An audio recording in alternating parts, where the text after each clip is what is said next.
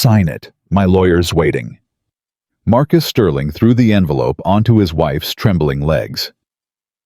Victoria had been in labor for 14 hours. She had almost died twice.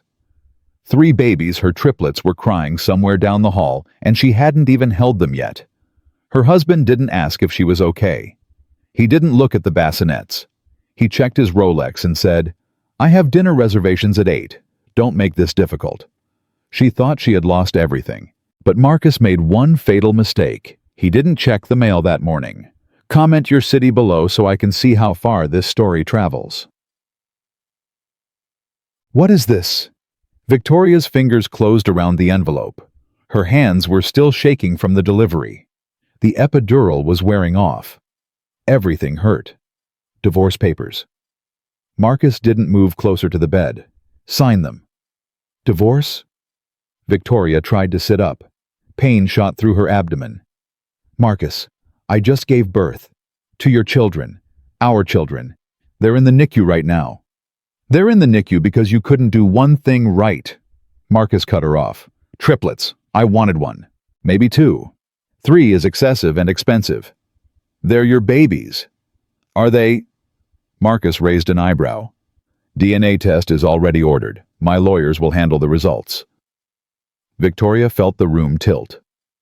I have never been with anyone else. You know that. You're the only man I've ever... Save it. He pulled a fountain pen from his pocket. She recognized it. The Mont Blanc she gave him for their anniversary. The terms are generous. An apartment in Brooklyn. $2,000 a month for 2 years. After that, you figure it out. $2,000 a month, Victoria whispered. Marcus, I have nothing. I quit my job because you told me to. You said you'd take care of me forever. And I did, for 3 years. He shrugged. Consider it a completed contract. A contract. Tears spilled down her face. I loved you. That's your problem, not mine. Marcus glanced at the door. You were useful, Victoria, a quiet little nobody who made me look like a family man. The board liked that. The Asian investors liked that. But the merger closed yesterday. Stock is up 30%. I don't need the image anymore. I was your wife. You were a placeholder. Marcus smiled. Nothing more. The door swung open. High heels clicked against the floor. Victoria turned her head and stopped breathing. Serena Blake walked in wearing red. Her blonde hair was perfect. Her lips matched her dress. She moved straight to Marcus and wrapped her arm through his like she belonged there. Is she signing or crying? Serena didn't look at Victoria. We're going to be late. Both. Marcus sounded bored. Give her a minute. Victoria stared at Serena. You're here, now, while you're what, bleeding? Serena finally glanced at her. Honey, Marcus and I have been together since before your wedding. We were just waiting for you to pop out the heirs. Heirs. The children. Serena waved her hand like she was discussing furniture. Sterling needs heirs for the family legacy. Once they're old enough, boarding school in Switzerland. Until then, you can raise them. Consider it your job. Unpaid, of course. I'm their mother. You're their incubator. Serena corrected. There's a difference. Now sign so we can leave. The smell in here is making me sick. Victoria looked at the papers, then at Marcus, then at the woman who had been sleeping with her husband for 4 years. What if I don't sign? Marcus leaned over the bed. His face was inches from hers. She could smell scotch on his breath. Then I destroy you. His voice was soft, almost gentle. That made it worse. I'll have my lawyers prove you're mentally unstable, unfit mother, history of depression. I'll take those babies and you'll never see them again. Not a photo, not a birthday, nothing. You can't do that. I own this hospital wing, Victoria. I own judges. I own newspapers. You have $12 in your checking account. He held out the pen. Who do you think wins that fight? Victoria's hand shook as she took the pen. She looked at the door one more time, praying for a nurse, a doctor, anyone. No one came. She signed. Marcus grabbed the papers before the ink was dry. He checked the signature. He smiled. Good girl. A car will take you to Brooklyn when they discharge you. Don't go back to the penthouse. Your things are already gone. Gone where? Goodwill. Serena laughed. We're redecorating. Your grandmother's jewelry and your mother's photos didn't match the new aesthetic. Those were all I had left of them. Were. Serena emphasized the word. Past tense. Like your marriage. Let's go. Marcus took Serena's arm. Press is waiting at the restaurant. Press. Serena held up her left hand. A diamond the size of a marble glittered on her finger. 12 carats. Serena's smile was poison. He proposed last night, while you were screaming in labor. Romantic, isn't it? They walked out. The door closed. Victoria sat in silence for 10 seconds. 20, 30. Then she broke. She curled into herself, ignoring the stitches, ignoring the pain, and screamed into the pillow. She screamed for her babies who would grow up with a father who called them expensive. She screamed for her dead mother's photographs rotting in a donation bin. She screamed for every moment she had believed Marcus Sterling loved her. She screamed until she had nothing left. Then she lay there, staring at the ceiling, counting the tiles. She had $12. She had nowhere to go. She had nothing. Bang. 20 minutes passed. A knock at the door. Go away. Victoria didn't move. Please, I can't take any more. The door opened anyway. She expected a nurse. Maybe Marcus returning to hurt her one more time. It was an old man. He wore a three-piece suit that looked like it came from another century. His white hair was neat. His eyes behind wire-rimmed glasses were kind. He carried a leather briefcase that had seen decades of use. Mrs. Sterling. It's just Victoria now. She still didn't look at him. If you're Marcus's lawyer, leave the papers on the table. I'll sign whatever he wants. I don't work for Mr. Sterling. The old man closed the door. His voice was gentle. British accent, slight. My firm has refused his business 4 times in the past decade. Victoria finally turned her head. Then who are you? Theodore Walsh, senior partner at Walsh Morrison & Associates, Geneva. He sat down slowly in the chair beside her bed. I'm the executor of your grandmother's estate. I don't have a grandmother. Both my grandparents died before I was born. That's what you were told. Theodore opened his briefcase. The truth is different. He handed her a photograph. An elegant woman in her 80s stood in front of a massive estate, silver hair, perfect posture, and her eyes. Victoria couldn't breathe. She has my eyes. You have hers, Theodore said softly. Her name was Eleanor Chen. She was your mother's mother. She was forced to give up her daughter for adoption in 1962. She spent 30 years trying to find her. By the time she did, your mother had already passed. Why didn't she contact me? She did, many times. Theodore's voice hardened slightly. Mr. Sterling intercepted every letter. He had his staff filter your mail. He's known about Eleanor for 2 years. Victoria sat up.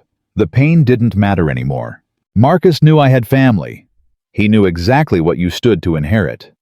Theodore paused. That's why he married you, Victoria. Not for love, for the fortune he planned to claim as your husband when Eleanor died. Inherit? Victoria laughed. It sounded broken. I have $12. What fortune? Theodore pulled out a document. Blue velvet binding, gold edges. It looked like something from a museum. Eleanor Chen died 6 days ago in Geneva.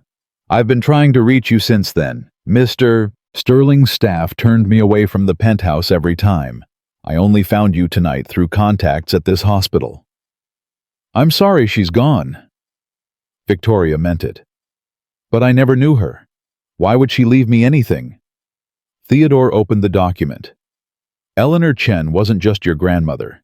She was the founder of Chen Walsh Pharmaceuticals. Victoria blinked.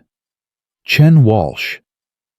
The company that makes 40% of the world's insulin, 3 of the top 10 cancer drugs, the leading Alzheimer's research facility in Europe, controlling stakes in 17 companies across 4 continents.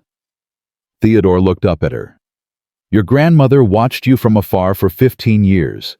She saw you work 2 jobs to pay for college. She saw you care for your dying mother alone. She saw you marry a man who didn't deserve you. She knew about Marcus. She knew everything. She wrote this will 2 weeks before her death. She left instructions that it wasn't to be delivered until you needed it most. Theodore glanced at the empty doorway. I was in the lobby tonight. I saw Mr. Sterling and Miss Blake leave. What does the will say? Theodore put on his reading glasses. I, Eleanor Chen, being of sound mind, bequeath my entire estate to my only living heir, Victoria Marie Chen. This includes all shares of Chen Walsh Pharmaceuticals, all real estate holdings, all liquid assets, and all subsidiary investments. He looked at Victoria. Current valuation as of yesterday's market close, $38 billion. Victoria's heart stopped. Your grandmother also left you controlling interest in First Continental Bank of New York. Theodore continued. This is the institution that holds Mr. Sterling's business loans, his company mortgages, the line of credit keeping Sterling Media Group alive during its expansion. Victoria found her voice. I own his bank. 67% of it. She looked at the divorce papers on the nightstand, the papers she had just signed. He doesn't know. No. Theodore smiled. It was not a kind smile. The inheritance became official 4 hours before you gave birth. There was a letter from my office in this morning's mail, addressed to you. It's probably still on his desk unopened. Victoria started laughing. It wasn't a happy sound. It was wild, almost unhinged. She laughed until tears streamed down her face. He threw me away, she whispered. He called me worthless. He said I was nothing. He was catastrophically wrong. Theodore handed her a pen. Gold, heavy, engraved with the Chen Walsh crest. This belonged to Eleanor. She wanted you to have it. Her message was, tell my granddaughter that the meek may inherit the earth, but the smart ones inherit the companies. Victoria held the pen. It felt solid, real, powerful. What do I do now? Theodore stood. He walked to the door and opened it. A nurse waited outside with a rolling bassinet. 3 babies slept inside. First you meet your children, Theodore said. Then we leave this hospital. Your grandmother's jet is waiting. The presidential suite at the St. Regis is prepared. Security detail is ready, former Secret Service. And I've contacted a stylist. A stylist? If you're going to war, you must wear armor. Theodore's eyes twinkled. Eleanor's words. The nurse wheeled the babies in. Victoria reached out and touched the first one, then the second, then the third. 2 boys, 1 girl. Perfect. Hers. The birth certificates, Victoria said suddenly. Marcus wanted them registered as Sterling's. Already handled. Mr. Sterling waived paternal rights in the divorce agreement to avoid child support. He has no legal claim to their names. They will be registered as Chen tonight. Victoria lifted her daughter. The baby opened her eyes. They looked exactly like Eleanor's in the photograph. Your father threw us away, Victoria whispered to her children. He said we were worthless. He said we were nothing. She looked up at Theodore. How long until Marcus finds out? That depends. Do you want him to find out quickly, or do you want to choose the moment yourself? Victoria thought about Marcus at dinner right now.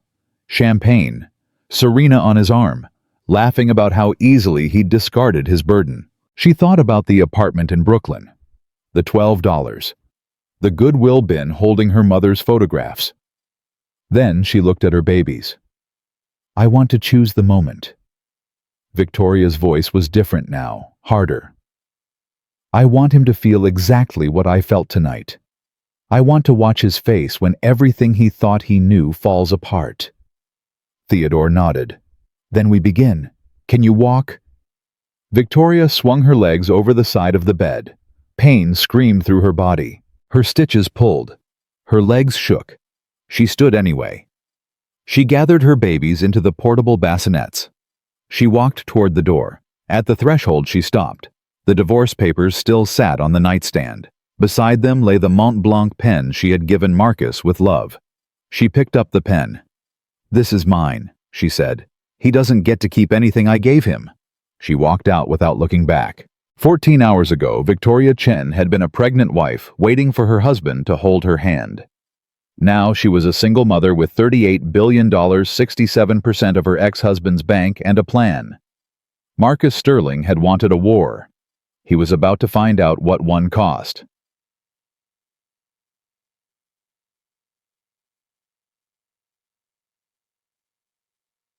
3 months changed everything. Victoria stood at the window of her new office on the 52nd floor of the Chen Walsh Tower in Manhattan. She was wearing a white Chanel suit. Her hair was cut into a sharp bob. Her makeup was flawless. She looked like a woman who had never cried herself to sleep in a hospital bed. "The numbers are in." Theodore walked in without knocking. He was the only person allowed to do that. Sterling Media stock dropped another 12% this morning. That's 41% total since we started. And Marcus, panicking, he's called 6 banks trying to refinance. They've all declined. Theodore set a folder on her desk. First Continental sent him a formal notice yesterday. If he misses next month's payment, they begin foreclosure proceedings on his headquarters. Victoria turned around. "Has he figured it out yet?" "No, he thinks it's market correction. Bad luck. He has no idea you exist in his financial world." "Good." Victoria picked up the folder. "What about Serena?"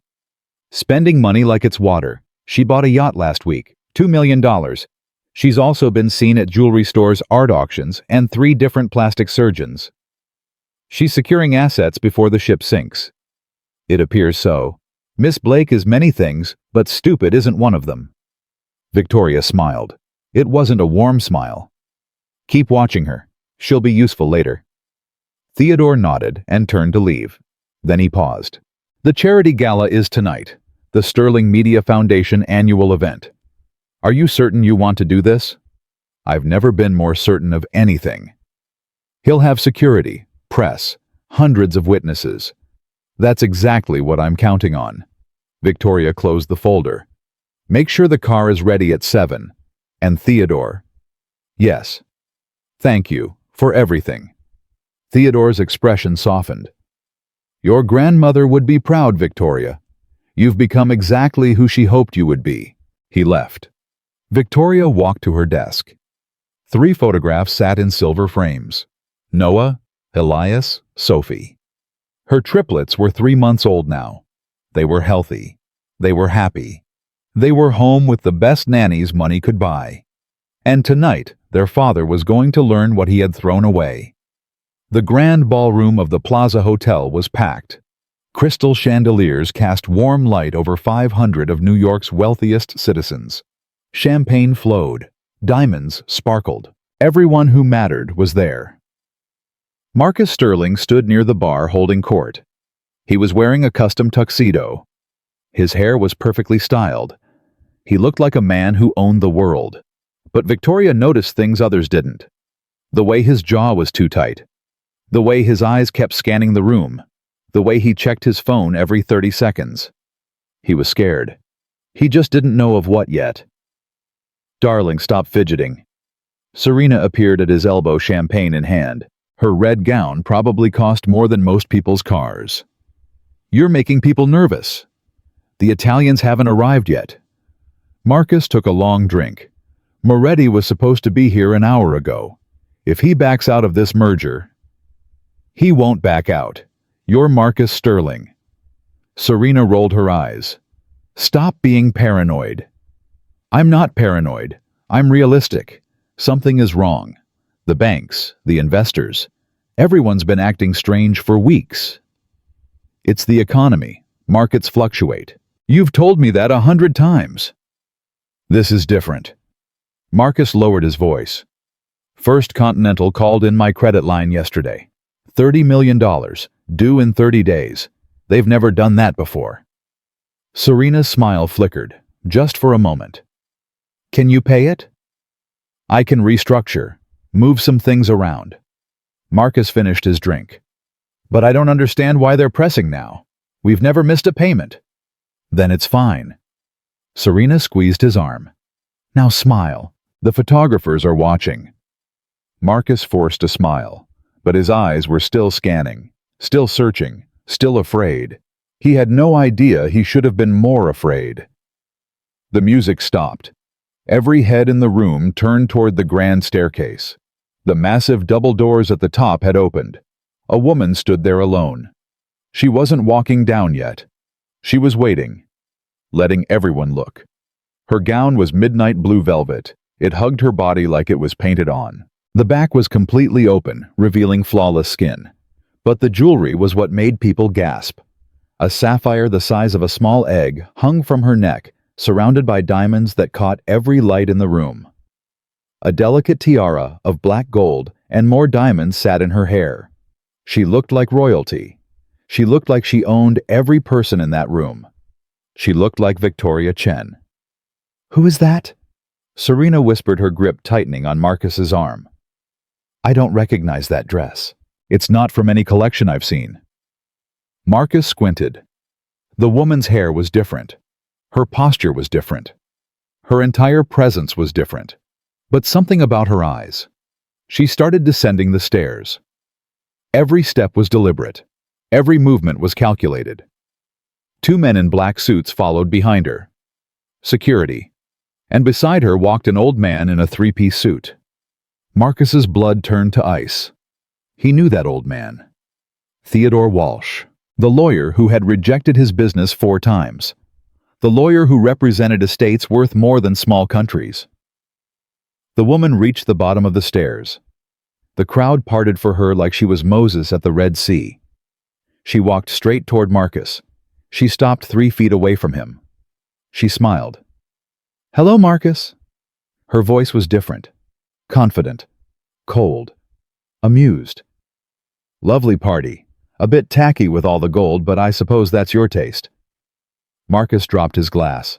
It shattered on the marble floor. The sound echoed in the sudden silence. "Victoria." Surprised. She tilted her head. "You look like you've seen a ghost. Although I suppose you thought I was dead. Metaphorically, at least. Rotting away in that apartment in Brooklyn you so generously provided." "What are you?" Marcus couldn't form words. How did I afford this dress? These diamonds? The security detail?" Victoria laughed. It was a beautiful, terrible sound. "Oh, Marcus, you really should have checked your mail." Serena stepped forward, her face twisted with contempt. "I don't know what game you're playing, but this is a private event. Security." Victoria didn't even look at her. "Serena, still wearing red. It clashes with your desperation." "How dare you?" "I dare because I can." Victoria finally turned to face her. "I dare because I own this hotel. I dare because I paid for half the champagne in this room. And I dare because, unlike you, I don't need a man to buy my relevance." Serena's face went white. A heavy hand landed on Marcus's shoulder. He spun around to find Giancarlo Moretti, the Italian investor he'd been waiting for all night. "Marcus, my friend." Moretti's voice boomed across the ballroom. "I see you've met our new partner." "Partner?" Marcus blinked. "What partner?"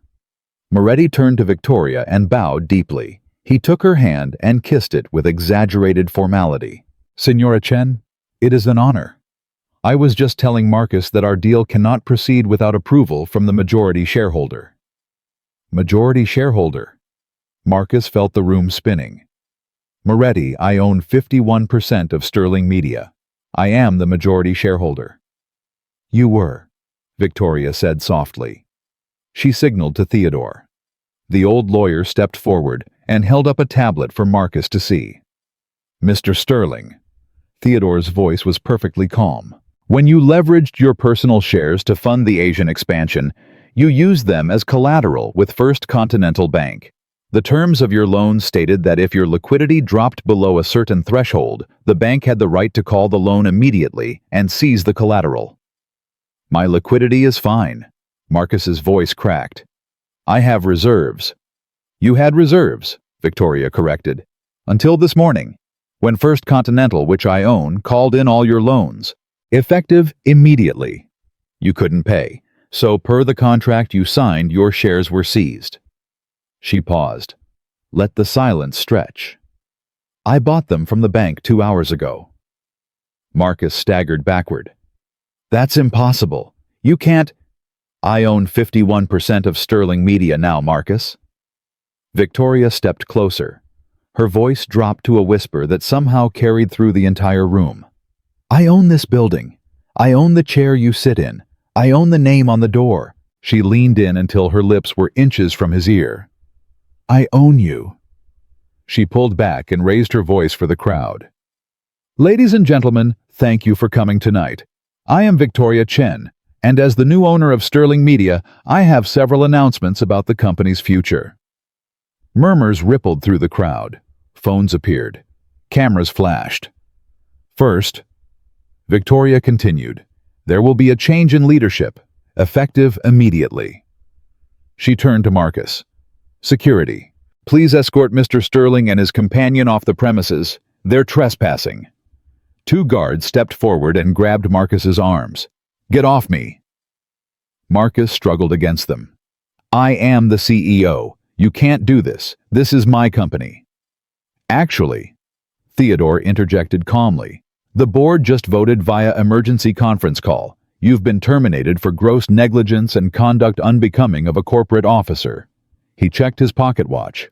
You've been unemployed for approximately 7 minutes now. I'll sue, Marcus screamed as the guards dragged him toward the door. I'll sue you for everything. This is fraud. This is theft. It's business, Victoria called after him. You taught me that, remember? Contracts and leverage. I just learned from the best. Serena tried to run. Another guard caught her arm. Let me go, Serena shrieked. I have nothing to do with this. I'm not his wife.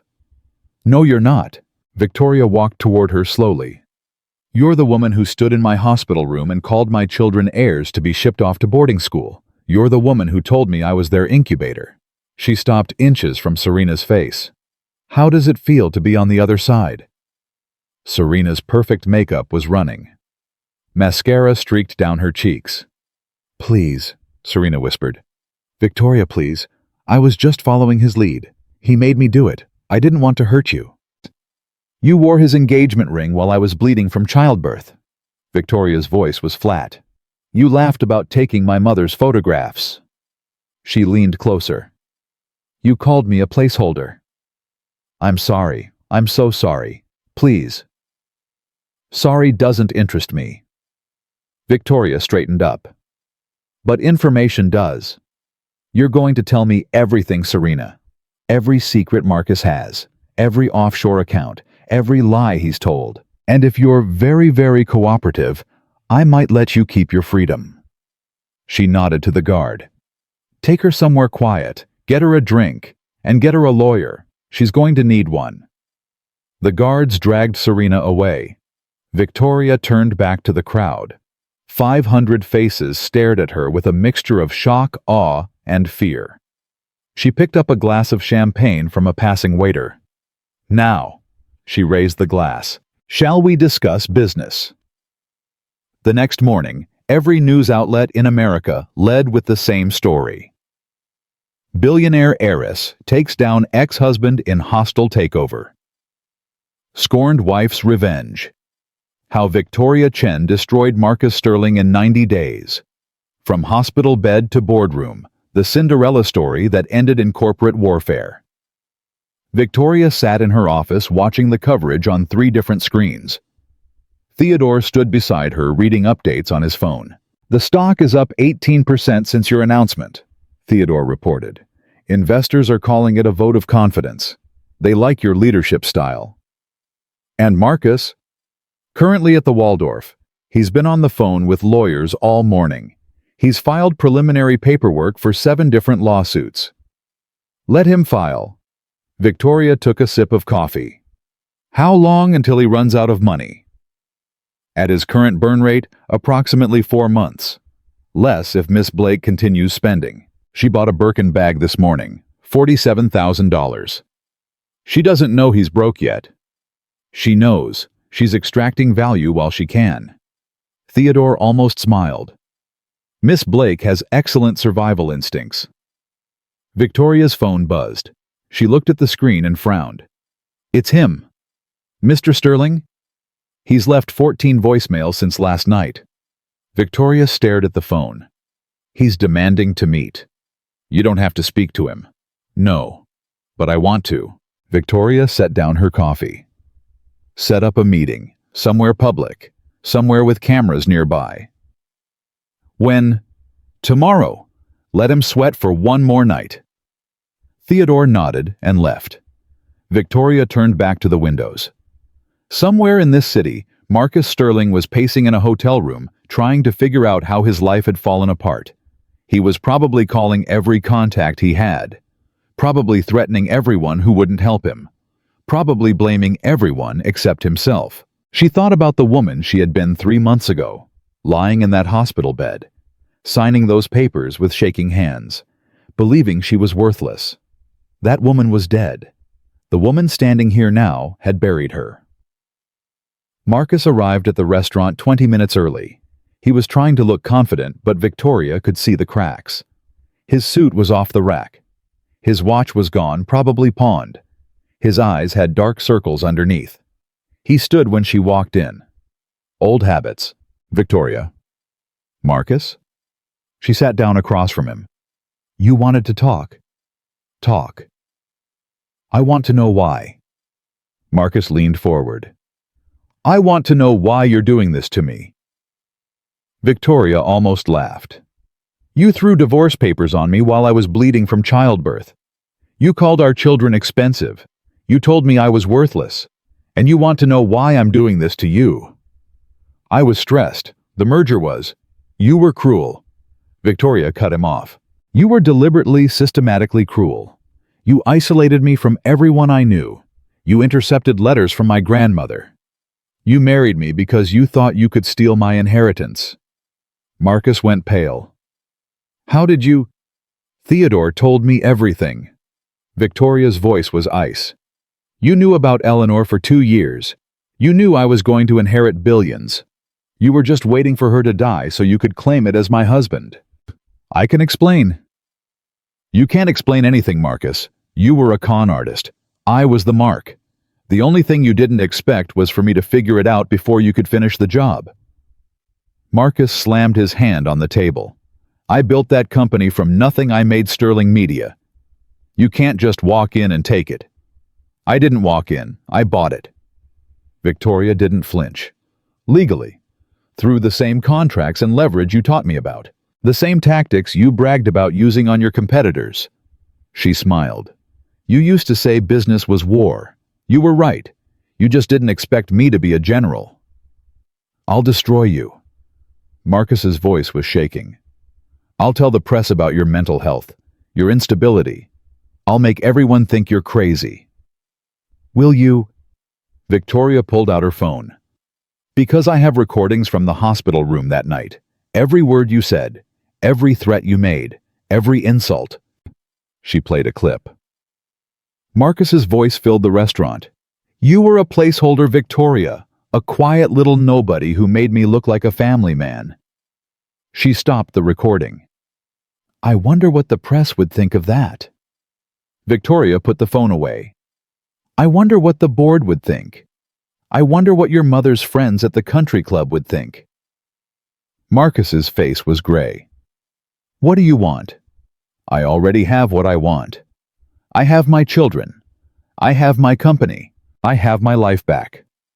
Victoria stood up. But since you asked, I want you to understand something. I'm not doing this for revenge. I'm doing this for the woman you left in that hospital bed. The one who had $12 and nowhere to go. The one who believed she was worthless because you told her she was. She leaned down until she was eye level with him. She's gone now, Marcus, and the woman who replaced her, she's never going to let anyone treat her like that again. Not you. Not anyone. Victoria straightened up. Goodbye, Marcus. I'd say it's been nice knowing you, but we both know I'd be lying. She walked out of the restaurant. She didn't look back. That night, Victoria sat in the nursery of her penthouse. Sophie was in her arms drinking from a bottle. Noah and Elias were asleep in their cribs. He's not going to stop. Theodore stood in the doorway. Men like Marcus don't accept defeat. They retaliate. I know. He's meeting with lawyers all day tomorrow. Some of them aren't the lawsuit type. Victoria looked up. What do you mean? I mean he's desperate, and desperate men do desperate things. Theodore walked closer. I've increased security, but you need to be careful. He has nothing left to lose. Victoria looked down at Sophie. The baby's eyes were closing. So peaceful, so innocent. He wanted to send them to boarding school, Victoria whispered. He called them expensive. He didn't even look at them when they were born. Some men don't deserve to be fathers. Some men don't deserve to be anything. Victoria kissed Sophie's forehead and laid her gently in the crib. Theodore, I need you to do something for me. Anything. I need you to find out what Marcus is planning. Every conversation, every meeting, every secret. You want me to spy on him. I want you to protect my children. Victoria's voice hardened. And if that means knowing every move Marcus Sterling makes before he makes it, then yes, I want you to spy on him. Theodore nodded slowly. I'll make some calls. I have contacts from my days with MI6. MI6. Another lifetime. Theodore smiled slightly. But the skills are still useful. He turned to leave. Theodore. Yes. Thank you for believing in me when I didn't believe in myself. Theodore paused at the door. Your grandmother told me once that the strongest steel is forged in the hottest fire. She was right. He looked back at Victoria. You're going to be extraordinary, Victoria. You already are. He left.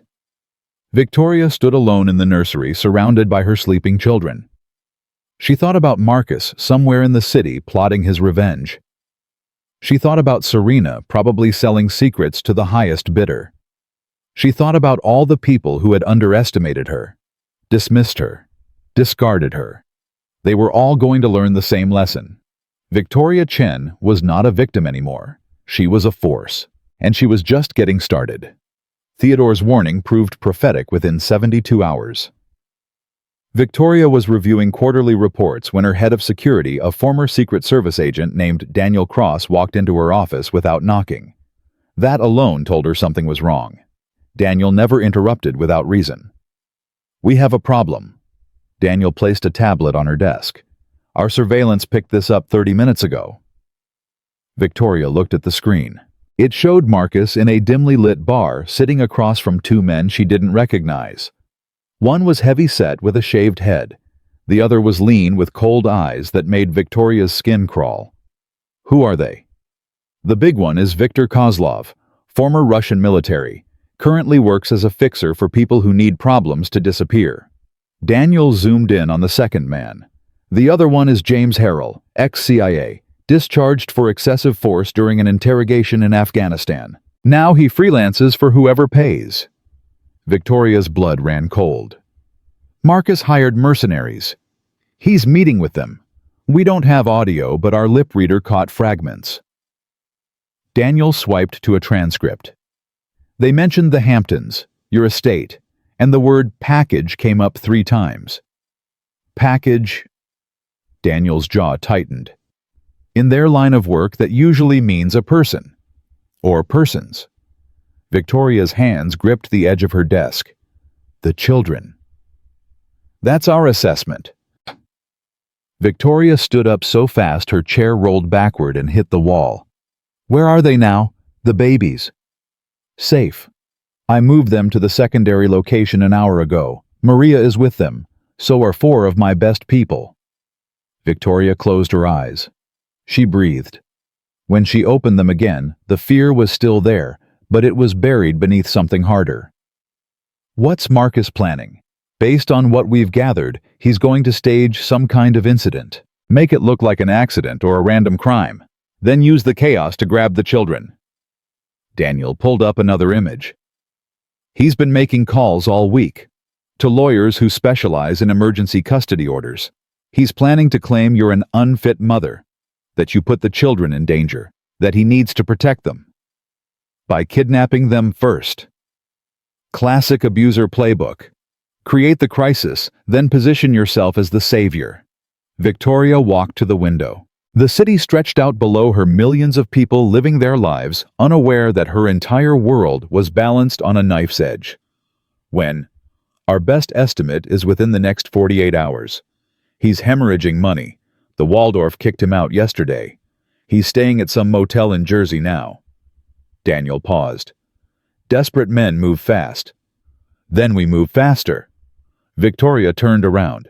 I want to know every detail of his plan, every person involved, every location they're considering. That's going to require more aggressive surveillance, possibly illegal surveillance. Do it. Daniel nodded. There's one more thing.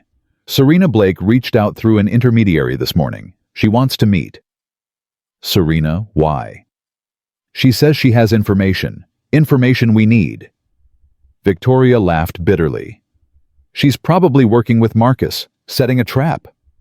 Maybe, or maybe she sees the ship sinking and wants to jump before it goes under. Daniel shrugged. Either way, she knows things.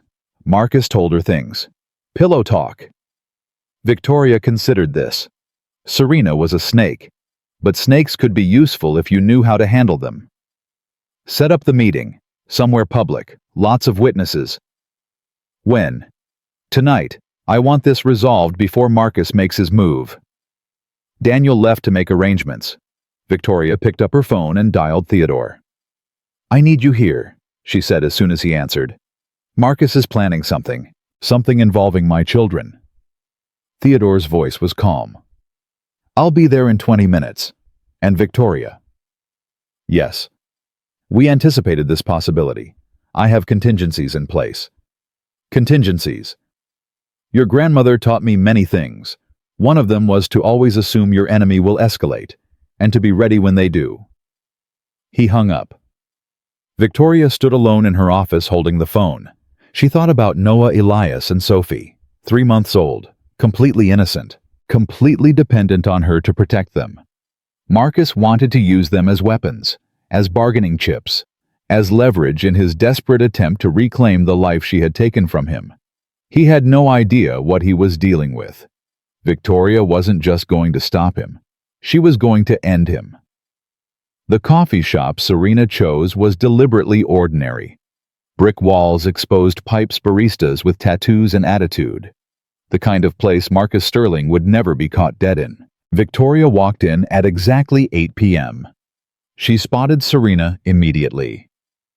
The blonde was sitting in a corner booth wearing sunglasses indoors, like she was afraid of being recognized. Her designer bag sat on the table like a security blanket. Victoria slid into the seat across from her. Take off the sunglasses, Serena. You look ridiculous. Serena removed them. Her eyes were red. She'd been crying. Thank you for meeting me. Serena's voice was hoarse. I know you have no reason to trust me. I don't trust you. I'm here because you might be useful. Victoria signaled to a waiter. Coffee, black, and whatever she's having. I'm not hungry. You look like you haven't eaten in days. Order something. Serena hesitated, then asked for a salad. The waiter left. Talk, Victoria said. What information do you have? Serena glanced around nervously. He's going to do something terrible. Marcus? He's lost his mind. I know. My security team has been watching him. Serena's eyes widened. Then you know about the men he hired. Kozlov and Harrell, yes. Do you know about the plan? Victoria leaned forward. Tell me everything. Serena took a shaky breath. He called me 2 nights ago. He was drunk, rambling. He said he was going to take the children and disappear, that he had connections in South America, that once he had the kids, you'd have to pay whatever he asked or you'd never see them again. Ransom. He didn't use that word, but yes. Serena twisted her napkin in her hands. He said he'd demand $5 billion, and that once he had the money, he'd leave the kids somewhere and vanish. Leave them somewhere. His words exactly. like they were packages to be dropped off. Serena's voice cracked. I know I've done terrible things, Victoria. I know I helped him hurt you. But I never signed up for this. I never agreed to be part of kidnapping children. Victoria studied her. Serena looked genuinely terrified. Either she was an excellent actress, or Marcus had finally gone far enough to scare even his accomplice. Why come to me? Why not just disappear yourself? Because I have nowhere to go. Serena's facade crumbled completely. Marcus cleaned out our joint account yesterday. Everything I thought I had, all the jewelry, all the gifts they were bought with credit cards he never paid off. I have nothing. I am nothing. She laughed bitterly. I guess you and I have something in common after all. Victoria felt nothing. No sympathy, no satisfaction, just cold calculation. What else do you know? Details, dates, locations. He's planning to move this weekend, Friday or Saturday night. He knows you have a charity event Saturday at your estate in the Hamptons. He thinks you'll be distracted. How does he plan to get past security? He has blueprints. Someone on your staff sold them to him. Serena paused. I don't know who. He wouldn't tell me. Victoria filed that information away. A traitor in her house. That would need to be addressed. What's he offering you to betray him? Serena blinked. What? You didn't come here out of the goodness of your heart. You want something. What is it? Serena was quiet for a long moment. Then she reached into her bag and pulled out a USB drive. Everything. She placed it on the table between them. Every conversation I recorded. Every text message I saved. Every photo he didn't know I took. She pushed it toward Victoria. There's stuff on there about his business dealings that will put him in prison for decades. Tax fraud, bribery, securities violations, all of it. Victoria looked at the drive, but didn't touch it. And in exchange, I want immunity from whatever comes next. Serena's voice trembled. I want you to tell your lawyers not to include me in any lawsuits. I want to walk away clean. You helped him destroy me. I know. You called my children heirs to be shipped off to boarding school. I know. You stood in my hospital room and laughed while I bled. I know. Serena's voice broke completely. Tears streamed down her face. I know what I did. I hate what I did, but I can't undo it. All I can do is try to make it right. She pushed the drive closer. Please, Victoria, let me help you stop him. Victoria picked up the drive. She turned it over in her fingers. If I find out you're lying, if any of this is a setup, I will destroy you so completely that Marcus Sterling will look like a practice run. I'm not lying. I swear on my life. Victoria put the drive in her pocket. I'll have my lawyers contact you about the immunity agreement. But understand something, Serena. You're not forgiven. You're not redeemed. You're just useful. She stood up. Don't mistake my practicality for mercy. She walked out without looking back. Daniel was waiting in the car outside. Well, Victoria handed him the USB drive. Have the tech team analyze everything on this. If it's legitimate, we have enough to bury Marcus permanently. And if it's a trap, then we spring it first. Daniel started the car. There's a mole on my staff, Victoria said. Someone sold Marcus the blueprints to my Hamptons estate. I'll start vetting everyone immediately. Do it quietly. I don't want them to know we're looking. Understood. Victoria stared out the window as the city lights blurred past. He's going to come for them, Daniel. My children. He's going to try to take them from me. I won't let that happen. I know you won't. Victoria's voice hardened. Because when he makes his move, we're going to be ready. And we're going to make sure he never threatens my family again. The next 48 hours were a blur of preparation. Theodore's contacts proved invaluable. A former MI6 analyst traced Marcus's phone calls. A retired FBI profiler assessed his psychological state. A security consultant mapped every possible approach to the Hamptons estate. Victoria didn't sleep. She couldn't. Every time she closed her eyes, she saw Marcus's face, heard his voice, felt the envelope hitting her legs. On Friday morning, Daniel brought her the analysis of Serena's USB drive. It's legitimate. He set a thick folder on her desk. Everything she said is on there. Recordings, documents, photos. Your lawyers are reviewing it now, but the preliminary assessment is that Marcus is looking at 15 to 20 years minimum, maybe more. Good. What about the mole? Daniel's expression darkened. We found him. One of the groundskeepers at the Hamptons property. He's been on Marcus's payroll for 6 weeks. What did you do with him? He's currently being interviewed by some friends of mine, very thoroughly. Has he told you anything useful? The plan is exactly what Serena described. Tomorrow night, during your charity event, Marcus and his team will enter through the service road on the north side of the property. They'll neutralize the security cameras, breach the nursery, and extract the children while you're occupied with guests. Victoria felt sick.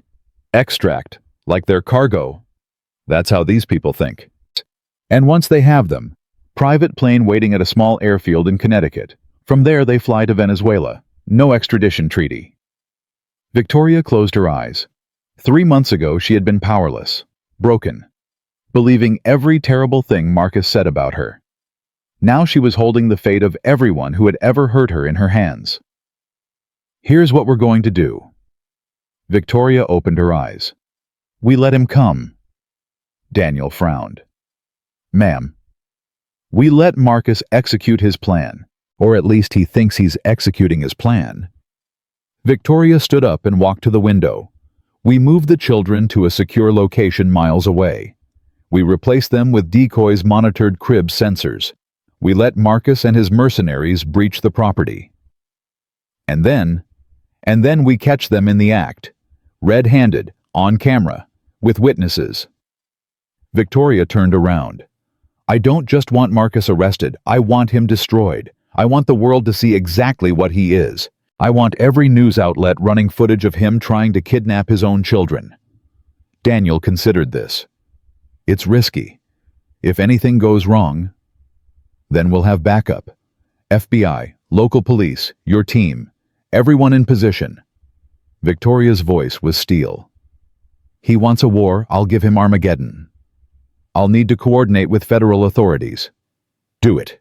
Tell them everything. I don't care if it exposes our surveillance methods. I care about making sure Marcus Sterling spends the rest of his life in prison. Daniel nodded slowly. When do you want to brief the team? Tonight? Midnight? Everyone who needs to know and no one else. Daniel stood up. Victoria. Yes. Your grandmother chose well. She knew you had this in you. She knew more than I did. Victoria picked up the photo of Eleanor from her desk. She saw the steel under the softness. I just had to find it myself. Daniel left. Victoria held the photograph for a long moment. The grandmother she never knew. The woman who had watched over her from afar. The legacy that had saved her life. I won't let him win. Victoria whispered to the photograph. I promise. Saturday arrived with the kind of perfect weather that made the Hamptons look like a postcard. The charity event was scheduled to begin at 7 p.m. 200 guests. Live music. A silent auction. The kind of evening Marcus Sterling would have killed to attend. Victoria stood in her bedroom at the estate putting on her earrings. They were sapphires that matched the necklace she'd worn at the gala. Her armor. There was a knock at the door. Come in. Theodore entered. His face was grave. The children are secure. Maria has them at the safe house in Connecticut. 3 armed guards. Panic room. They'll be fine. And the decoys? In place. The monitors are running recordings of sleeping babies. Motion sensors in each crib. The moment anyone enters that nursery, we'll know. Victoria nodded. What about Marcus? His team arrived 2 hours ago. They're positioned in a rental house about 3 miles from here. Our surveillance shows 5 men total. Marcus Kozlov Harrell and 2 others we haven't identified yet. 5 against how many of ours? 12 on property. Another 20 FBI agents staged within a 5-minute response radius. Good. Victoria finished with her earrings and turned around. Then let's end this. The party was everything it was supposed to be. Victoria played the perfect hostess, smiling, laughing, charming donors out of their money. No one suspected that beneath her calm exterior, every nerve was screaming. At 9:47 p.m., her phone buzzed. A text from Daniel. Movement, North Perimeter, 5 minutes. Victoria excused herself from a conversation with a hedge fund manager and walked toward the back of the house. She found Daniel in the security room watching a wall of monitors. They cut the cameras on the north fence 3 minutes ago. Daniel pointed to a dark screen. But they don't know we have infrared backup. He switched to a different feed. 5 figures in black moved through the trees heading toward the house. Marcus is in the middle, the cowards letting his hired guns lead. Victoria watched the screen. Her heart was pounding, but her hands were steady. Let them get inside. Let them reach the nursery. Ma'am, I want them caught in the act, Daniel. No ambiguity, no excuses. Daniel nodded and spoke into his radio. All teams hold position. Let them proceed. Do not engage until my signal. On the monitor, the 5 figures reached the side of the house.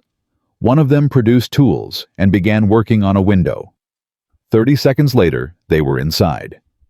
Victoria watched as they moved through the hallways. They were professionals. Silent. Efficient. They knew exactly where they were going. The nursery was on the 2nd floor. 3 cribs.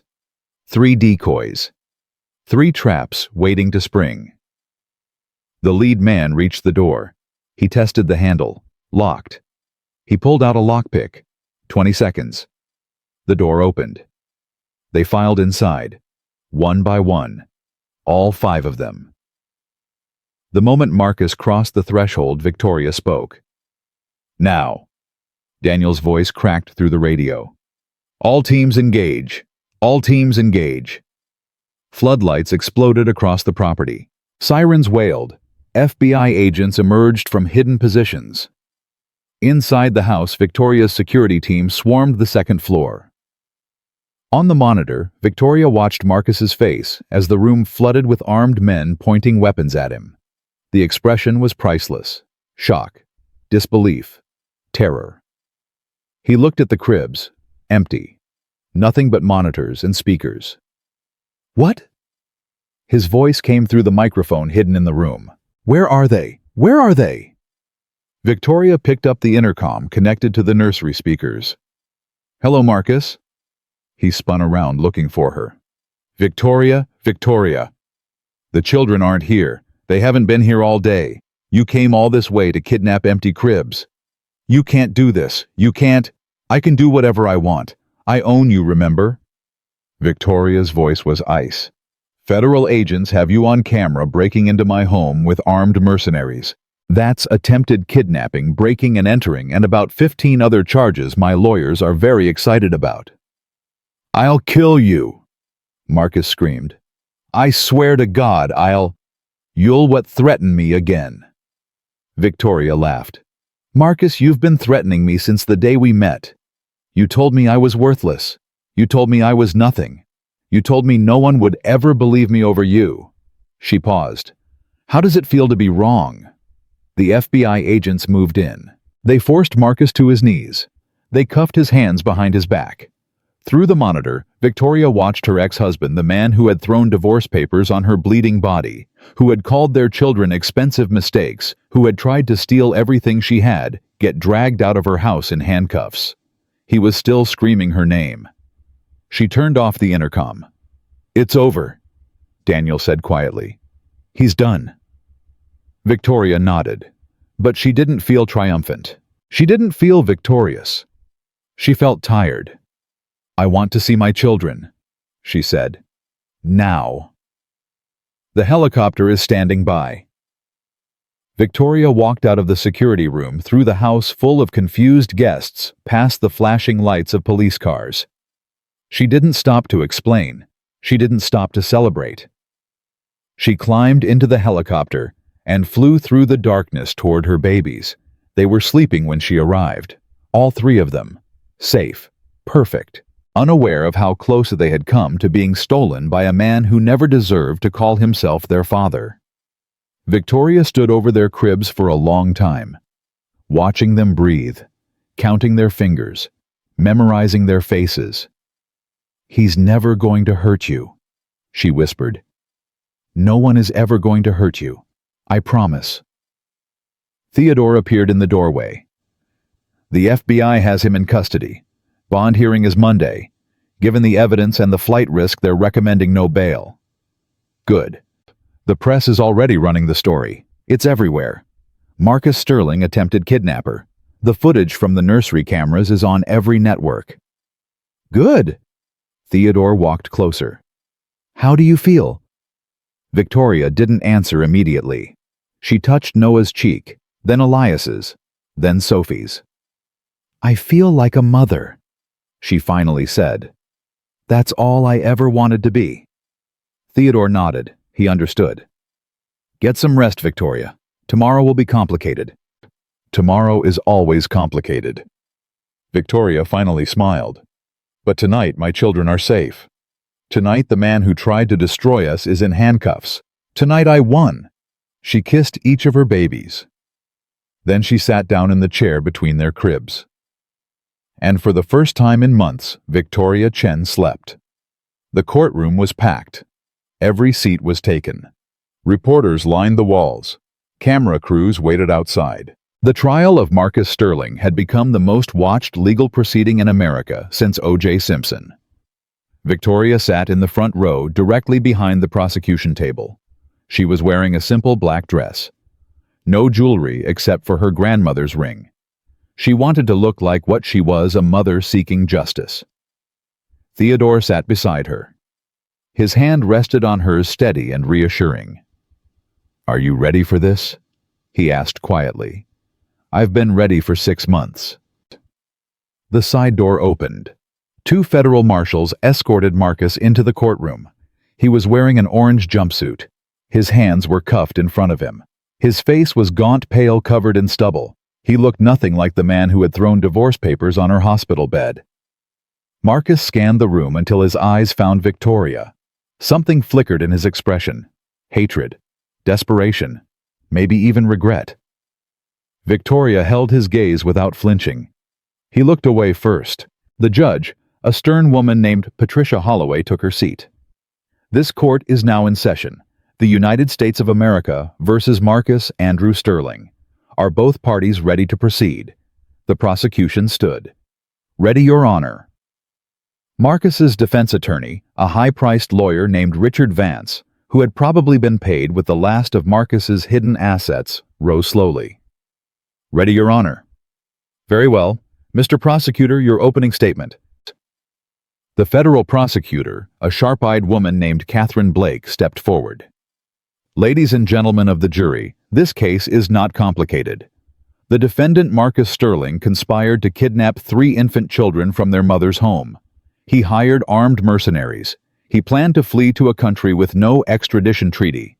He intended to use those children as leverage to extort billions of dollars from their mother." She paused, letting the words sink in. "This is not a custody dispute. This is not a family disagreement. This is a calculated, premeditated crime orchestrated by a man who viewed his own children not as human beings, but as commodities to be traded for profit." Catherine walked toward the jury box. "Over the next 2 weeks, you will hear testimony from FBI agents who witnessed the defendant enter that home. You will see video footage of him and his hired criminals moving through the hallways toward the nursery. You will hear recordings of him discussing ransom demands with his co-conspirators." She turned and pointed at Marcus. "This man is not a father. He is a predator, and it is your duty to ensure he never has the opportunity to harm those children or anyone else again." The defense attorney's opening statement was predictable. Claims of entrapment. Accusations that Victoria had manipulated the situation. Suggestions that Marcus was simply a desperate father trying to see his children. Victoria listened without expression. She had heard all of this before. The narrative Marcus had been spinning for months. The victim story he desperately wanted people to believe. It wasn't going to work. The prosecution's case was methodical and devastating. Day 1, FBI Special Agent Michael Torres testified about the surveillance operation. He played audio recordings of Marcus discussing the kidnapping plan with Kozlov and Harrell. The courtroom heard Marcus's voice saying, "Once we have the kids, she'll pay whatever I ask, $5 billion, maybe more. She's got the money." Day 2. Security footage from the Hamptons estate.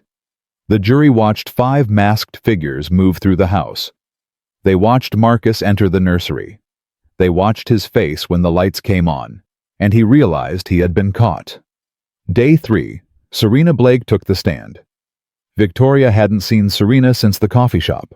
The blonde woman looked different now, smaller, broken. Her designer clothes had been replaced with a simple gray suit. Her perfect hair was pulled back in a plain ponytail. "Ms. Blake," the prosecutor began, "can you describe your relationship with the defendant?" "I was his girlfriend." Serena's voice was barely audible. "For 4 years. We started seeing each other before he married Victoria." "And were you aware of his plans regarding the children?" "Yes." Serena closed her eyes. "He told me everything." "Can you tell the court what he told you?" Serena took a shaky breath. "He said he was going to take the babies and disappear. He said Victoria would pay anything to get them back. He called it—" She stopped. "Go on, Ms. Blake." "He called it his retirement plan." Murmurs rippled through the courtroom. The judge called for order. "And what did he say he would do with the children once he received the money?" Serena wiped her eyes. "He said he would leave them somewhere, a church or a hospital. He said he didn't want them, he just wanted the money." "Did he ever express any concern for the children's welfare?" "No." Serena's voice cracked. He called them expensive noise machines. He said the only thing they were good for was leverage." Victoria felt Theodore's hand tighten on hers. She didn't look away from Serena. "Ms. Blake, why are you testifying against the defendant?" Serena finally looked at Victoria. Their eyes met for a long moment. "Because I helped him hurt her," Serena said quietly. "I stood in that hospital room and watched him destroy her, and I did nothing. I laughed." She turned back to the jury. "I've done terrible things. Things I'll never forgive myself for. But I won't help him hurt those children. I won't be part of that." The defense tried to discredit Serena on cross-examination. They suggested she was testifying for immunity. They implied she was angry about being abandoned by Marcus. They called her a scorned woman seeking revenge. Serena didn't break. "Yes, I'm getting immunity," she told the defense attorney. "Yes, I'm angry. But everything I've said is true. Every word. And if you don't believe me, listen to the recordings. Listen to his own voice. He said these things. He planned these things. I was there." Day 4 belonged to the mercenaries.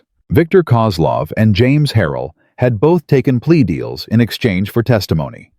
They detailed every aspect of the plan: the reconnaissance, the weapons, the private plane waiting in Connecticut, the safe house in Venezuela.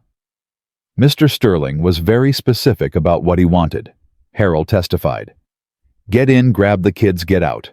Don't hurt anyone unless necessary." He wanted it clean. "And what would have happened if Mrs. Chen had resisted?" Harrell paused. "He said to use whatever force was required. He said she was—" He glanced at Victoria. "He said she was expendable." The courtroom erupted. The judge banged her gavel. Victoria sat perfectly still while chaos swirled around her. Expendable. The word echoed in her mind. Expendable. That's what she had always been to Marcus. A tool to be used and discarded. A means to an end. A placeholder. But she wasn't expendable anymore.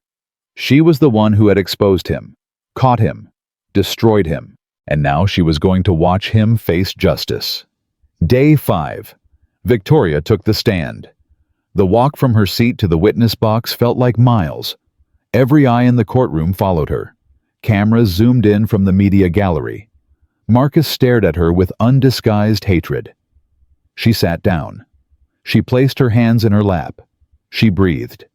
"Mrs. Chen, Catherine began gently. "Can you describe the day your children were born?" Victoria told them everything. She told them about the 14 hours of labor, the complications, nearly dying twice, waking up exhausted and bleeding expecting her husband to hold her hand. She told them about the envelope hitting her legs. She told them about the divorce papers, the threats, the insults, Marcus calling their children expensive, Serena calling her an incubator, being told she had $12 and nowhere to go. She told them about Theodore arriving with news of her grandmother, the inheritance she never knew existed, the fortune Marcus had known about for 2 years and kept hidden. She told them about rebuilding her life, taking back her children, discovering Marcus's plans, setting the trap that caught him. She told them everything. When she finished, there were tears on faces throughout the courtroom. Jurors were wiping their eyes. Even the judge looked moved. "Mrs. Chen," Catherine asked, "what do you want from this trial?" Victoria looked at Marcus. He was slumped in his chair, pale and defeated. "I want my children to grow up safe," Victoria said. "I want them to know that the system works, that people who do terrible things face consequences." She paused. "I don't want revenge, Ms. Blake. I just want justice. I want to know that this man will never be able to hurt us again." The defense's cross-examination was brutal but ineffective. Richard Vance tried to paint Victoria as vindictive. He suggested she had manipulated the situation. He implied she had entrapped Marcus. Victoria remained calm. "Mr. Vance, did I force your client to hire mercenaries?" "I'm asking the questions. Did I force him to plan a kidnapping? Did I force him to call his own children leverage? Did I force him to say I was expendable?" "Mrs. Chen." "I didn't trap Marcus Sterling. I gave him an opportunity to make a choice. He chose to commit a crime." Victoria leaned forward. "That's not entrapment. That's justice." Vance had no response. The trial lasted 11 days. Closing arguments were delivered on a Thursday morning. Catherine Blake summarized the evidence methodically. The recordings, the footage, the testimony, the irrefutable proof that Marcus Sterling had conspired to kidnap his own children for ransom. Richard Vance made one final attempt to paint Marcus as a desperate father. He talked about paternal rights, about family court failures, about a man pushed to extremes by a vindictive ex-wife. No one in the jury box looked convinced. The jury deliberated for 4 hours. Victoria waited in a small room with Theodore. She couldn't eat. She couldn't sit still. She paced back and forth, checking her phone every 30 seconds. "They'll convict him," Theodore said calmly. "The evidence is overwhelming." "I know." Victoria stopped pacing. "But until I hear the words, I can't breathe. Does that make sense?" "Perfect sense." Theodore stood and walked to her. "Victoria, no matter what happens in that courtroom, you've already won. You survived. You thrived. You protected your children. Nothing can take that away." Victoria hugged him. She couldn't remember the last time she had hugged anyone. "Thank you," she whispered, "for everything, for believing in me." "Your grandmother believed in you," Theodore said softly. "I simply honored her faith." The knock came at 3:47 p.m. "Jury's back." Victoria walked into the courtroom on legs that felt like water. She took her seat. She gripped the bench in front of her until her knuckles turned white. The jury filed in. 12 faces, 12 strangers who held Marcus's fate in their hands. The judge turned to the foreman. "Has the jury reached a verdict?" "We have, Your Honor." "On the charge of conspiracy to commit kidnapping, how do you find guilty?" Victoria exhaled. "On the charge of attempted kidnapping, how do you find guilty?"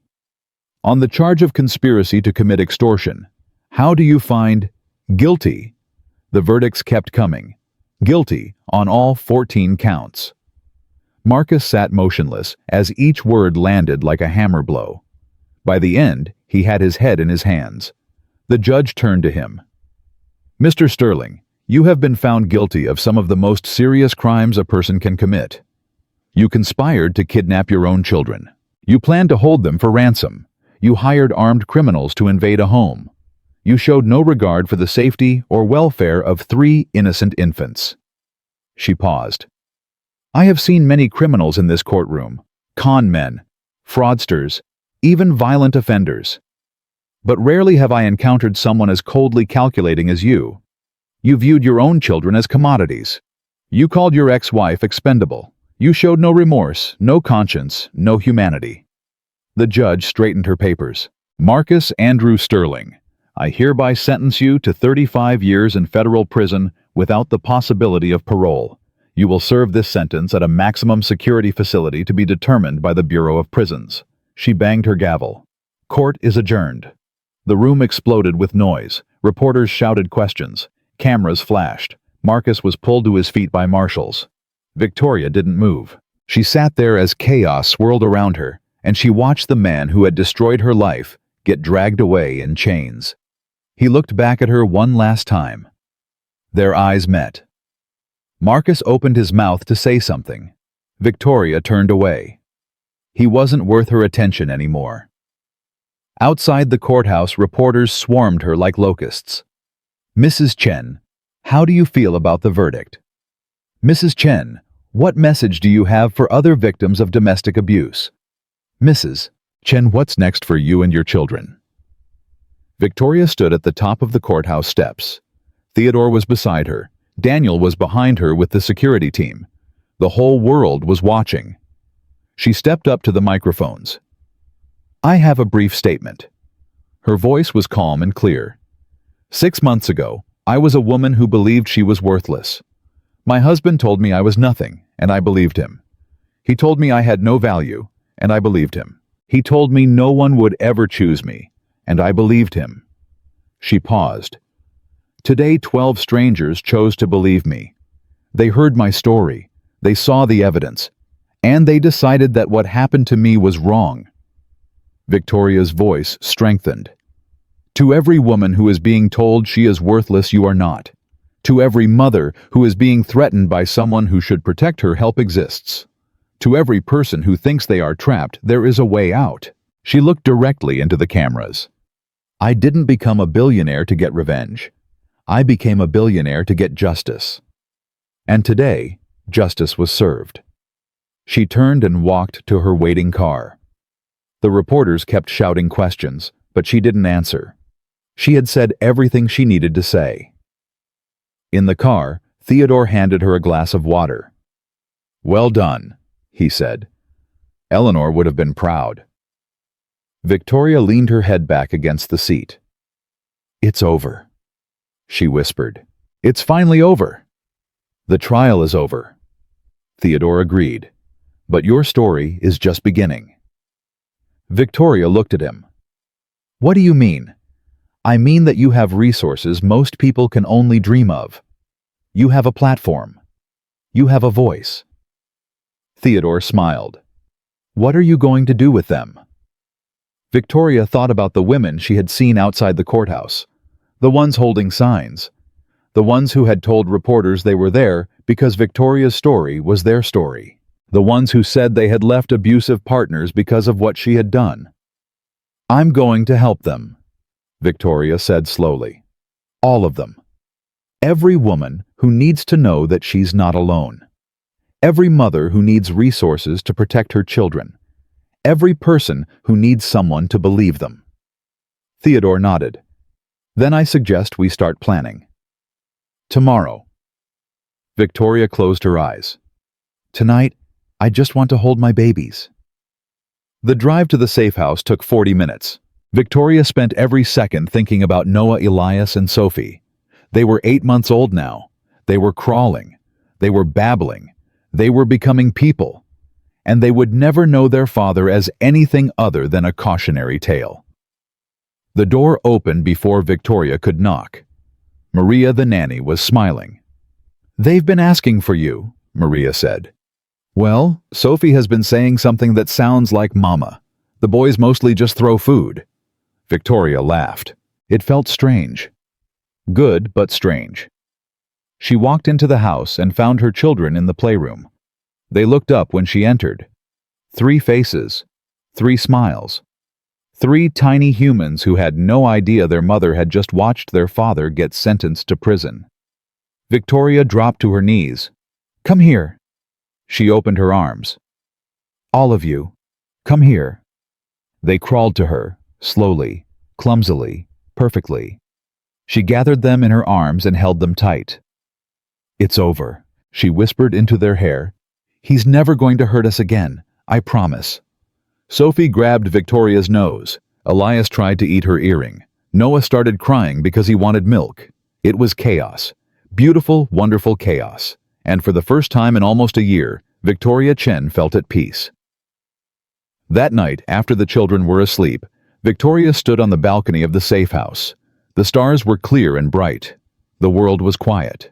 Her phone buzzed. A message from Theodore. "The foundation paperwork is ready. We can announce whenever you're prepared. Also the ratings for your courthouse statement, 47 million views and counting.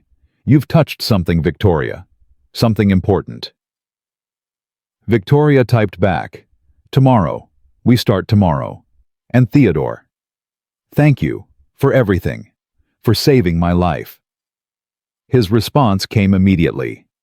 "You saved your own life, Victoria. I just held the door open." She put the phone away and looked up at the stars. Somewhere in a maximum security prison, Marcus Sterling was spending his first night in a cell. He would spend the next 35 years there. He would grow old there. He would die there. Victoria felt no satisfaction at the thought. No joy, no triumph. She just felt free. Free from his lies. Free from his control. Free from the woman she used to be. Victoria Chen had lost everything on the worst night of her life. And in losing everything, she had found something more valuable than billions. She had found herself. 5 years changed everything and nothing. Victoria stood at the window of her corner office on the 63rd floor of the Chen Walsh Tower. The building had been renamed 2 years ago after she merged her grandmother's pharmaceutical empire with the media company she had taken from Marcus. The logo on the side now read Chen Global Industries. Her reflection in the glass showed a woman who bore little resemblance to the broken girl in the hospital bed. Her hair was longer now, styled in soft waves. Her posture was confident. Her eyes held a wisdom that only comes from surviving the unsurvivable. "Mom, the numbers are in." Her assistant's voice came through the intercom. The foundation exceeded its annual target by 47%. Over 200,000 women received assistance this year. Victoria smiled. "Schedule a celebration for the team. They've earned it." "Also, Theodore is on his way up. He said it's important. Send him in when he arrives." Victoria turned back to the window. The city stretched out below her, millions of lives unfolding in the concrete maze. Somewhere out there, women were making the same phone calls she had once been too afraid to make. They were leaving the men who hurt them. They were starting over. They were discovering that rock bottom was not the end. It was the foundation. The Phoenix Foundation had grown beyond anything Victoria had imagined. What started as a personal mission had become a national movement. Shelters in 47 states, legal aid programs in every major city, a 24-hour hotline that received 10,000 calls a month. Every time Victoria felt tired, every time she wondered if she was making a difference, she read the letters. Thousands of them. Women who had left abusive husbands because of her story. Mothers who had protected their children because of resources the foundation provided. Lives that had been saved because someone finally believed them. Those letters kept her going. The door opened. Theodore walked in slowly. He was 83 now, his steps more careful, his movements more measured. But his eyes were as sharp as ever, and the smile on his face was genuine. "You look well." Theodore lowered himself into the chair across from her desk. "The board meeting must have gone smoothly." "It did. Revenue is up, stock is stable, the Asian expansion is ahead of schedule." Victoria sat down across from him. "But you didn't come here to discuss quarterly reports." "No." Theodore reached into his jacket and pulled out an envelope. "This arrived at my office this morning, from the federal prison in Colorado." Victoria's smile faded. "Marcus. He's written to you before. You've never read the letters. I burned them. I know. Theodore set the envelope on the desk between them. But this one is different. The warden included a note. Marcus is dying. Stage 4 pancreatic cancer. Doctors give him 3 months, maybe less. Victoria stared at the envelope. She didn't touch it. He's requesting a visit. Theodore continued. He says he needs to tell you something before he dies. Something about the children. The children are fine. They're perfect. They don't need anything from him. I agree, but I thought you should know. Theodore paused. I also thought you might want closure. Not for him, for yourself. Victoria picked up the envelope. It felt heavier than it should. What do you think I should do? I think you should do whatever brings you peace. Theodore stood up slowly. You've spent 5 years building something beautiful out of something terrible. You've helped hundreds of thousands of people. You've raised 3 remarkable children. You have nothing to prove to Marcus Sterling. But sometimes the final chapter needs to be written in person. Theodore walked toward the door. Whatever you decide, I support you. Eleanor would have supported you. He left. Victoria sat alone with the envelope for a long time. She thought about burning it like all the others. She thought about pretending it never arrived. Instead, she opened it. The handwriting was shaky, barely legible. Nothing like the confident strokes she remembered from the divorce papers. Victoria, I know you have no reason to read this. I know you hate me. You should hate me. I was a monster. I did unforgivable things. I'm not asking for forgiveness. I'm not asking for mercy. I'm just asking for 5 minutes. There's something I need to tell you about the children. Something I should have told you years ago. Please, just 5 minutes. Then you never have to think about me again. Marcus. Victoria read the letter 3 times. Then she picked up the phone and called Theodore. Arrange the visit. The prison was exactly what she expected. Gray walls, metal detectors, armed guards who looked through her like she wasn't there. The smell of industrial cleaner and desperation. Victoria wore a simple black dress. No jewelry except her grandmother's ring. She wanted Marcus to see her exactly as she was successful, confident, unbroken. The visitation room was small and cold. A metal table. 2 chairs. A guard standing in the corner. The door opened. Marcus shuffled in. Victoria barely recognized him. The man who had once commanded boardrooms and intimidated everyone around him was a skeleton in an orange jumpsuit. His skin was yellow. His cheeks were hollow. His hands shook as the guard helped him into the chair. He looked like death waiting to happen. Victoria. His voice was a whisper. You came. I came.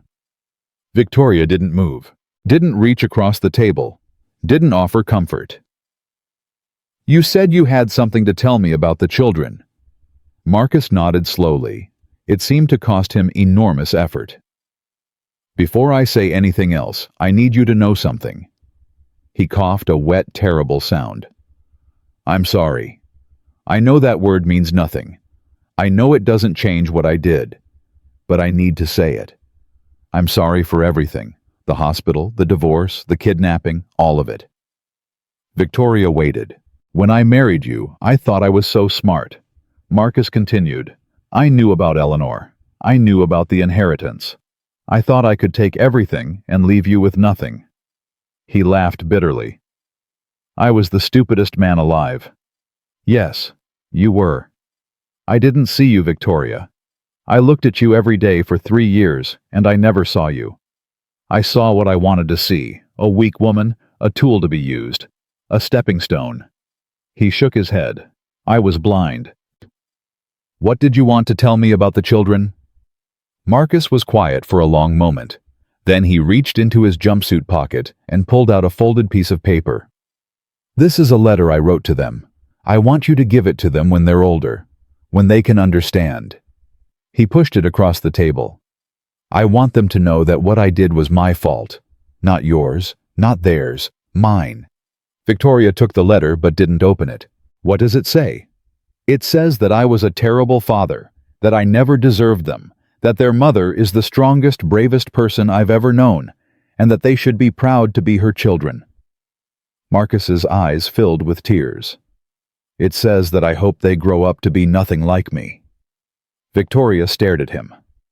The man who had haunted her nightmares for 5 years. The monster who had tried to steal her children. The villain of her story. He looked so small now, so pathetic, so utterly defeated. "Why didn't you just love us?" Victoria heard herself ask. "Why wasn't that enough for you?" "Because I didn't know how." Marcus wiped his eyes with a trembling hand. "My father never loved me. My mother was never around. I grew up thinking that love was weakness, that the only thing that mattered was power and money." He looked at her. "You tried to show me something different. I was too broken to see it." "That's not an excuse." "I know. There is no excuse." Marcus coughed again, longer this time. The guard stepped forward, but Marcus waved him away. "I'm not asking you to feel sorry for me. I'm not asking for anything. I just wanted you to know that I understand now. I understand what I threw away." Victoria stood up. "I'm going to give the children your letter," she said, "when they're 18, not before. I won't poison their childhood with your words. That's fair? They don't ask about you." Victoria continued. "They know they have a father somewhere, but they don't wonder about you. They don't miss you. They have Theodore. They have Maria. They have me. They have everything they need." "Good." Marcus nodded. "That's good." Victoria walked toward the door. Then she stopped. "Marcus?" "Yes." She turned around, looked at him one last time. "I forgive you." Marcus's face crumbled. For a moment, he looked like a child lost in the dark. "What?" "I forgive you." Victoria's voice was steady. "Not for your sake, for mine. I've carried your hatred for 5 years. I'm done. You're dying. You'll be dead soon, and I refuse to spend another minute of my life being angry at a ghost." Victoria. "Goodbye, Marcus." She opened the door. "I hope you find whatever peace is available to you." She walked out without looking back. 3 months later, she received a call from Theodore. Marcus Sterling had died in his sleep. The prison chaplain said he went peacefully. His last words were Victoria's name. Victoria didn't cry. She didn't celebrate. She just hung up the phone and went to pick up her children from school. Life moved forward. That was the only appropriate response. The 5th birthday party was chaos in the best possible way. Victoria stood in the backyard of her Hamptons estate watching her 3 children tear through a bounce house like tiny tornadoes. Noah was the leader, as always, directing his siblings in some complicated game only they understood. Elias followed close behind, laughing at everything. Sophie brought up the rear, more interested in the cake table than any physical activity. "They're beautiful." Theodore sat beside Victoria in a lawn chair. He looked frailer than he had a year ago. Time was catching up with him. Eleanor would have loved them. I wish she could have met them. She did, in a way. Theodore smiled. Every time Sophie laughs, I see Eleanor. The same sparkle, the same mischief. Victoria watched her daughter successfully steal a cupcake without anyone noticing. Theodore was right. Sophie had her great-grandmother's spirit. "I've been thinking about stepping back," Victoria said. "From the company. Not the foundation, but Chen Global. The board is strong. The executives are capable. Maybe it's time for me to be just a mother for a while." "You could never be just anything," Theodore chuckled. "But I understand. These years go fast. My biggest regret is the time I didn't spend with my own children when they were small." "You have children?" "Had. A son and a daughter. Both gone now." Theodore's eyes grew distant. "Cancer took my son. A car accident took my daughter. That's why I threw myself into work. It was easier than feeling." Victoria reached over and took his hand. "I'm sorry. I didn't know." "You weren't meant to." Theodore squeezed her fingers gently. "But watching you with those 3, it reminds me of what matters. Not the money, not the power, just the moments. The small, ordinary moments that become memories." Noah came running over his face covered in frosting. Mom Sophie said she's the queen and we have to do whatever she says." "Is that so?" Victoria laughed. "And what does the queen command? She wants all the cupcakes, every single one." "Well, we can't let tyranny stand." Victoria stood up and scooped Noah into her arms. "Let's go negotiate with Her Majesty." She carried her son toward the bounce house, his giggles filling the air. Theodore watched them go, a smile on his weathered face. This was what victory looked like. Not boardrooms or bank accounts. Not revenge or retribution. Just a mother holding her child. Just laughter in the afternoon sun. Just love, simple and pure. Everything else was details. 6 months after the birthday party, Victoria stood on a stage in front of 500 women. The Phoenix Foundation annual gala had become the most anticipated charity event in New York. Celebrities attended. Politicians gave speeches. But the real stars were the survivors. Women who had escaped abusive relationships. Mothers who had protected their children. Ordinary people who had done extraordinary things. Victoria adjusted the microphone. 5 years ago, I was lying in a hospital bed. I had just given birth to triplets. My husband threw divorce papers on my legs and told me I was worthless. She paused. Some of you know this story. It's been in the news. It's been in documentaries. But what the media never captured was the moment right after he left. The moment when I was completely alone. The room was silent. I thought my life was over. I had $12. I had nowhere to go. I had 3 babies who needed me and no idea how I was going to feed them. Victoria's voice caught. I wanted to give up. I almost did. She looked out at the sea of faces. Hundreds of women who had felt the same despair, who had stood at the same edge, who had somehow found the strength to step back. Then something miraculous happened. A man walked into my room and told me I wasn't alone. He told me my grandmother had left me a fortune. He told me I had value I never knew existed. Victoria smiled. But here's the thing. The money didn't save me. The money was just a tool. What saved me was the choice to keep fighting. The choice to believe I was worth fighting for. She stepped out from behind the podium. Every woman in this room has that same choice. Every woman in this room has that same worth. You don't need a secret inheritance. You don't need a billionaire grandmother. You just need to believe that you deserve better. And you do. Every single one of you does.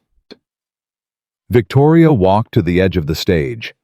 I started this foundation to give women the resources they need to escape. Legal aid, shelter, job training. But resources aren't enough. What women really need is hope. The hope that there's light on the other side of the darkness. The hope that their story doesn't end with someone else's cruelty. She looked at a woman in the front row. Tears were streaming down her face. You are not worthless, Victoria said directly to her. You are not nothing. You are not a placeholder or an incubator or any of the terrible things he called you. You are a survivor. And survivors don't just endure, they rise. The applause was thunder. Victoria stood on that stage for a long moment, letting the sound wash over her. 5 years ago, she had been afraid of her own shadow. Now she was speaking to hundreds, inspiring thousands, changing millions. All because she refused to stay broken. Later that night after the gala, Victoria found Theodore in the coat room. He was sitting alone, breathing heavily. Theodore. She knelt beside him. Are you all right? Just tired. He smiled weakly. Old age catching up with me. Let me call a doctor. No need. Theodore took her hand. I'm dying, Victoria. Have been for a while. The doctors gave me 6 months a year ago. I've been living on borrowed time. Victoria felt tears prick her eyes. Why didn't you tell me? Because you didn't need another burden. Theodore's grip was surprisingly strong. And because I wanted to see this, the foundation, the gala, you standing on that stage changing the world. He smiled. Eleanor told me once that the meaning of life is to find a gift worth giving and give it away. You are my gift, Victoria. Watching you become who you were always meant to be. That's been worth everything. Theodore? Don't cry for me. He wiped her cheek with a trembling hand. I've had a magnificent life. 2 great loves, 3 wonderful children even if I lost them too soon. And now you and those 3 beautiful babies. He coughed softly. Promise me something. Anything. Promise me you'll keep going. Not just the foundation, not just the company, your life. Promise me you'll fall in love again. Promise me you'll let someone take care of you for once. Promise me you won't spend the rest of your years being Victoria Chen the survivor. Be Victoria Chen the woman, the mother, the lover, the friend. I promise. Victoria was crying openly now. Theodore pulled her into a hug. He smelled like old books and expensive cologne, like safety and wisdom and love. Eleanor would be so proud of you, he whispered. I am so proud of you. I love you, Theodore. I love you too, child. He held her tighter. I love you too. 3 weeks later, Theodore Walsh passed away in his sleep. He left everything to the Phoenix Foundation with one exception, his pocket watch, which went to Victoria. Engraved on the back were words she had never noticed before. Time is the only currency that matters. Spend it on love. Victoria wore that watch every day for the rest of her life.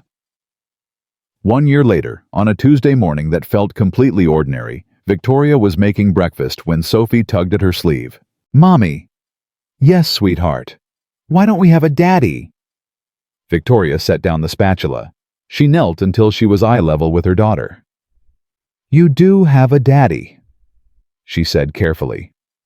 But he made some choices that hurt people, so he had to go away. Is he coming back?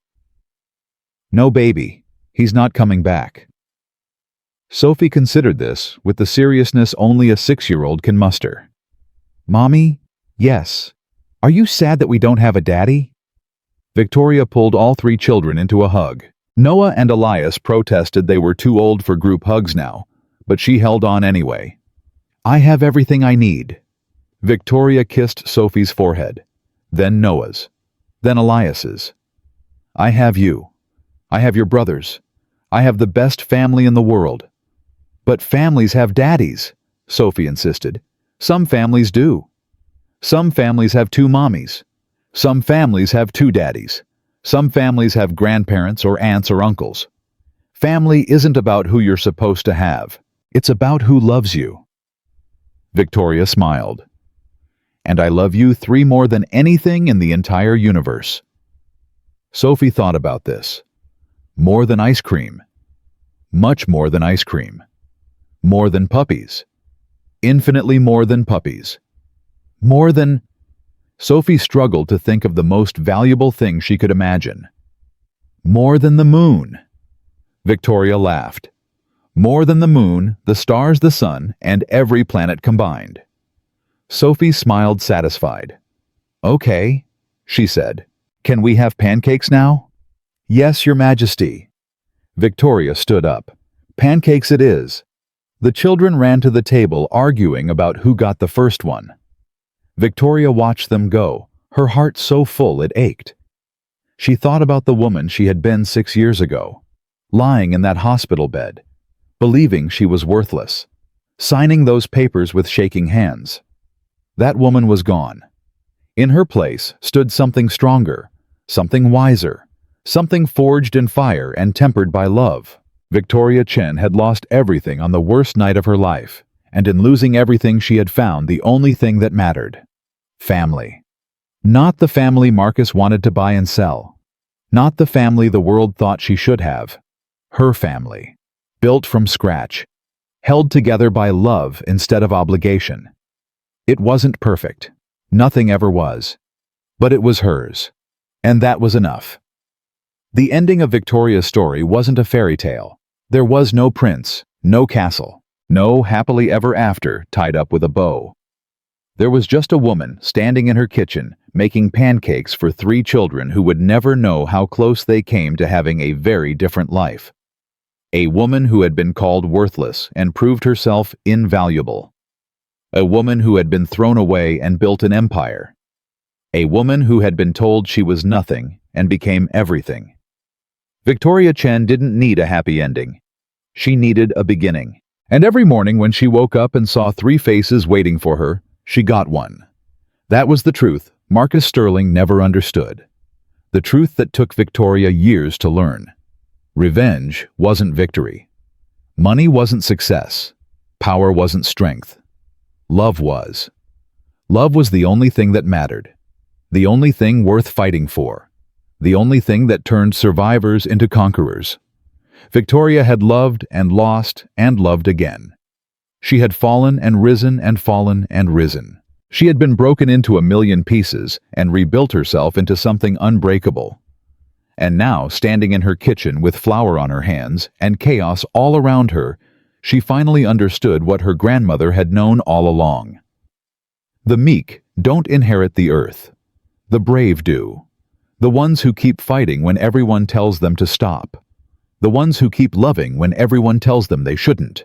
The ones who refuse to let their worst day define their whole story. Victoria Chen was not a victim.